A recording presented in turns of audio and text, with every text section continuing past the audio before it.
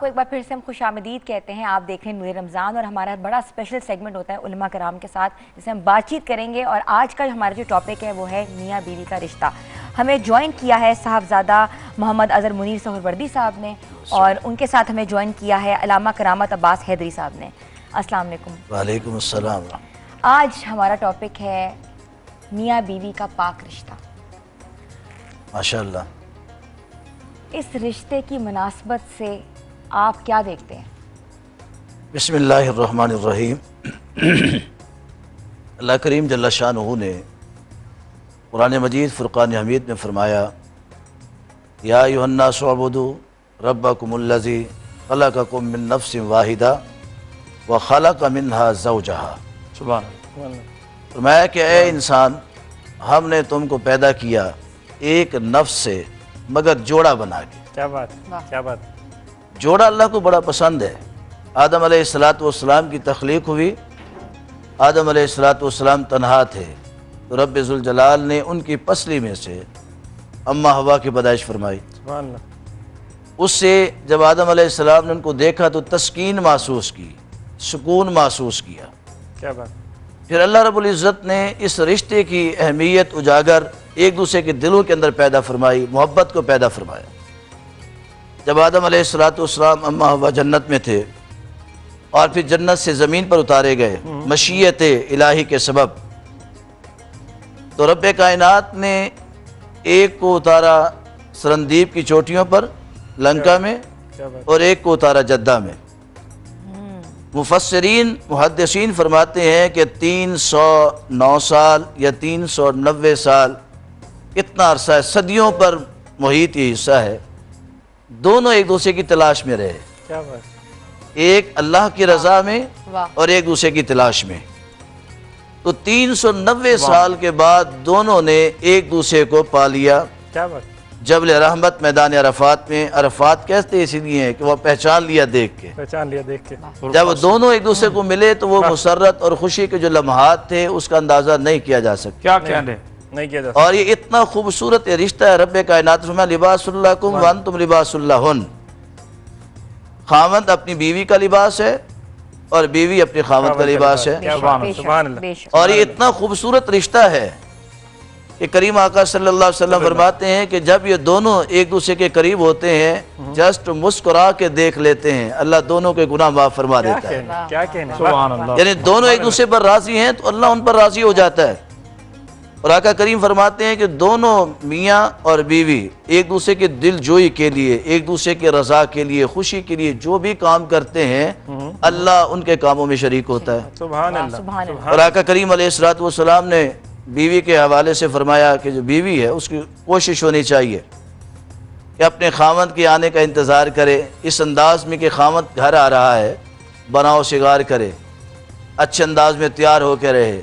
ये नहीं है कि मैली कुचैरी जैसे काम कर रही थी, झाड़ू लगा रही थी, पोछा लगा रही थी, वैसे ही उसका गेट नहीं, अच्छे अंदाज में उसका इस्तेकबाल करे ताकि वो आए तो उसके दिल में अपनी बीवी की मोहब्बत और पैदा हो। और खामद के लिए फरमाया कि जब तुम घर जाओ अपनी बीवी के पास साफ सुथरा लिबास पहन के, खुशबू लगा के, ताकि उसके दिल में भी तुम्हारी मोहब्बत पैदा हो। और इन मोहब्बत का समर क्या होता है? आका करीम फरमाते हैं जब खामद अपनी बीवी के हुकूक अदा करता है, बीवी अपने खामद के हुकूक अदा करते हैं, अल्लाह कभी उनको किसी का मोहताज नहीं करता। क्या बात है। कभी गुर्बत में नहीं आते। एक शख्स ने गिला किया, या रसूलुल्लाह सल्लल्लाहु अलैहि वसल्लम, मैं हजार हाँ कोशिश के बावजूद मुफलिस हो जाता हूँ। क्या कहने। बड़ी मेहनत करता हूँ, मुशक्कत करता हूँ, लेकिन फिर भी मुफलिस रहता हूँ। रिज़्क़ की मोहताजी है। आका फरमाते हैं बताओ घर के अंदर मामलात कैसे रखे हैं? क्या घर के तुम्हारे अहलो अयाल, तुम्हारे बच्चे तुम पर राज़ी हैं? अल्लाह। अर्ज़ किया रसूल सल्लम, इस हवाले से मैं गाफिल हूँ। तो मैं सुन लो, मसनद इमाम आज़म के अंदर ये हदीस दर्ज है, और मैं सुन लो, जो कोई अपने अहलो अयाल पर हाथ तंग करता है अल्लाह उसकी रोज़ी को तंग कर देता है। क्या कहने। आज हमारे अंदर ये चीज़ें मौजूद हैं। बिल्कुल ऐसे 3-3 4-4 हम नौकरियां करते हैं, मगर हमारे फिर भी हम रो रहे होते हैं, ना शुक्री के अल्फाज ज़ुबान पर होते हैं, पूरे नहीं होते। उसकी वजह क्या है कि हम इस रिश्ते में अदल व इंसाफ नहीं करते। हमने कुरान की एक आयत सुनी उलमा से کہ اللہ فرماتا ہے مسنا و ثلاثہ و رباع، دو دو شادیاں کر لو، تین تین کر لو، چار چار کر لو. بہت ضروری ہے. اتنا ہم نے سن لیا، ہم نے قرآن کی پوری آیت کو نہیں پڑھا، اس کے سیاق و سباق کو نہیں دیکھا، اس کے آگے اور پیچھے کے مفہوم کو نہیں دیکھا. ہم خوش ہو گئے، ہم نے کہا دو دو شادیاں کر لو، دو شادیاں کر لیتے ہیں. اور اس میں حکم کیا ان تعدلوا، اگر انصاف کر سکتے ہو تو پھر شادی کرو. ہوتا کیا ہے، کیا کہنے ہوتا کیا جو ہم نے دوسری شادی کی اس کے سارے خرچے اٹھا لیے، جو پہلی شادی تھی اس کی بیٹیاں تھیں اس کو دبا دیا. ہم نے اس کو دبا کے رکھا، اس کو چھوڑ دیا. اس کو کہتے ہیں خود جا. بہت امپورٹنٹ آپ نے پوائنٹ اٹھا لیا، جا کے یہ تو سمجھانا بہت ضروری تھا. بہت ضروری بات ہے، ہمارے معاشرے کے اندر یہ بگاڑ پیدا ہو چکا ہے. اچھا ایک اور بڑی امپورٹنٹ بات ہوتی ہے، وہ کہتے ہیں میں نے دوسری شادی اس لیے کی تھی کیونکہ بیٹا چاہیے تھا. کتنی سنی ہوئی یہ بات. بات میں آپ کو کہتا ہوں، جو بندہ علامہ صاحب پہ لے کے آتے ہیں والا سوال. جی جو بندہ بیٹیوں پر راضی نہیں ہوتا نا، وہ سب سے بڑا بد نصیب انسان. کیا بات ہے، کیا بات ہے. کیونکہ بیٹی کو رحمت للعالمین رحمت کہا ہے. کیا بات، سبحان اللہ. جو رحمت پہ راضی نہیں ہے اس کو نعمت کا مزہ بھی نہیں ہے. اللہ نے رحمت انسان کو کیوں عطا فرمائی؟ 1,24,000 انبیاء کو مبعوث فرمایا. اللہ نے کسی نبی کو رحمت للعالمین نہیں کہا ہے. سبحان اللہ. میرے اور آپ کے آقا کو رحمت للعالمین کہا ہے. واہ واہ واہ. اور رحمت للعالمین نے آ کر بیٹی کو سینے سے لگا کے کہا یہ رحمت ہے. سبحان اللہ. جو اس رحمت پر راضی نہیں ہے وہ بد نصیب انسان ہے. سبحان اللہ. جو اس وجہ سے شادیاں کرتے ہیں، ان کے جیب میں کچھ نہیں ہے، ان کے پلے کچھ نہیں ہے، اخراجات نہیں اٹھا سکتے ہیں، اور پھر بھی وہ شادی کر لیتے ہیں، دوسری شادی کر کے پہلی کو بیٹیوں کی وجہ سے چھوڑ دیتے ہیں، وہ کبھی خوشحال نہیں ہو سکتے. کبھی خوشحال نہیں ہو سکتے. کیا کہنے، کیا کہنے.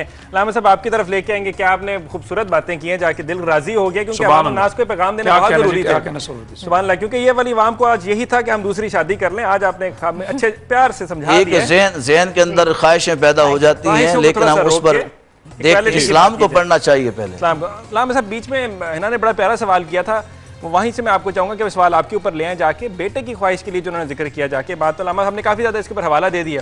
کچھ اور اس کے اوپر ایڈ کرنا چاہیں آپ تو؟ اگر ایک پہلی بیوی میں سے بیٹا نہیں ہوا تو یہ شرط، یہ ضروری ہے کہ دوسری بیوی میں سے ہو جائے گا؟ اور اگر اس میں سے نہ ہو تو پھر تیسری کریں، ادھر نہ ہو پھر چوتھی کریں. کیا بریک کہاں پہ لگائیں؟ بسم اللہ الرحمن الرحیم.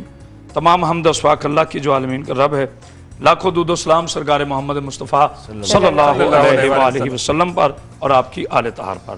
بہت ہی اہم عنوان آج کا الیکٹ کیا گیا، اور قبلہ و کعبہ جناب اقبال منیر سروردی صاحب نے بڑی سیر حاصل، مدلل اور مفصل اور محترم گفتگو فرمائی.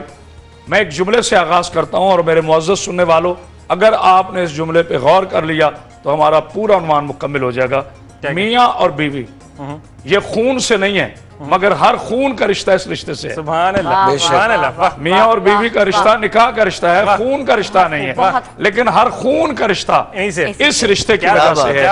بیٹی خون ہے مگر اس رشتے کی وجہ سے، بیٹا آپ کا خون کہلا رہا ہے مگر اس رشتے کی وجہ سے. یعنی خون کے رشتوں کے مرکز و محور کو میاں اور بیوی کا رشتہ کہنا. یہ تو ہوگی اس رشتے کی اہمیت. اب میں آپ کے سوال پہ آؤں گا، مگر ایک تھوڑی سی ڈیٹیل کے بعد، کہ اللہ نے دیکھیں، ہم مذہب کی مثالیں اس لیے دیتے ہیں. کچھ دوست کہتے ہیں، کچھ احباب کہتے ہیں کہ جی وہ گھر کی بھی بات ہونی چاہیے. بھائی گھر کی بات کرو، حقوق العباد کی بات کرو، لیکن آپ مسلمان ہو، ہمارا رول ماڈل انبیاء ہے. ہمارے سامنے سیرت، ہمارے سامنے صورت جو ہے وہ انبیاء ما سبق کی، سرکار احمد مجتبیٰ کی، آپ کی آل طاہر کی، عمل صحابہ، عمل اولیاء اکرام، یہ ہمارے لیے مشعل راہ.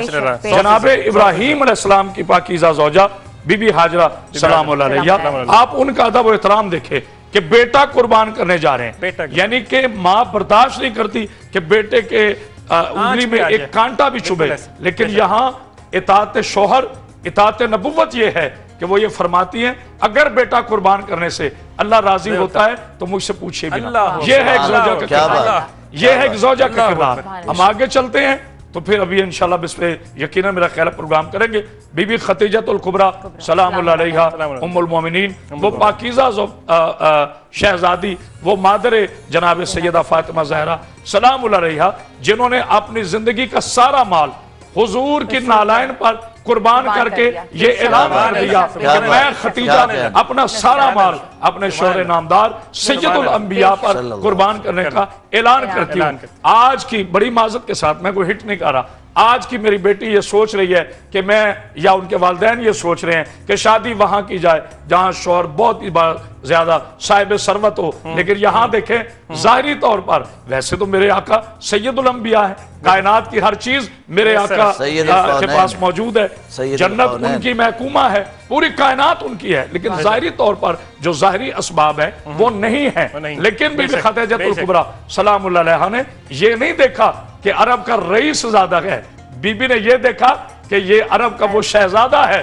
کہ پوری نعمتیں اور رحمتیں جس کی نالین کا صدقہ ہے۔ تو ہماری بیٹیوں، میری پاکیزہ بیٹیوں، اللہ نے یہ ہمیں قانون دے دیا کہ اگر شوہر بہت زیادہ مالدار نہ ہو، عقیدہ جیسا ختیجہ جیسا عقیدہ بنا لینا، اللہ انشاءاللہ رحمت کر دے۔ پھر ہم دیکھتے ہیں جناب سیدہ طاہرہ مطہرہ راضیہ مرضیہ عالمہ غیر معلمہ رحمت للعالمین کی رحمت مادر حسنین جناب بطول بی بی سیدہ سلام اللہ علیہ نے جس انداز سے، اور ایک بات شیئر کرنا چاہتا ہوں، زندگی گزاری، جناب علیہ السلام فرماتے ہیں مجھے فخر ہے کہ اللہ نے مجھے زمین پر وہ پاکیزہ زوجہ عطا کی جو کسی کے مقدر میں نہیں ہے، اور جب تک جناب سیدہ موجود رہی جناب علیہ السلام نے دوسری شادی نہیں کی، جب تک جناب ختیجہ ہاں یہ۔